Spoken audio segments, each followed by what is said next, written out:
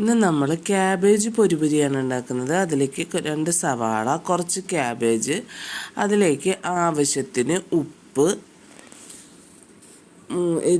എരിവിന് ഞാൻ മുളക് പൊടിയാണ് ചേർക്കുന്നത്. പച്ചമുളകും വേണമെങ്കിൽ ചേർക്കാം. കുറച്ച് മഞ്ഞൾപ്പൊടി ഇട്ട് നന്നായിട്ട് മിക്സ് ചെയ്ത് കൊടുക്കാം.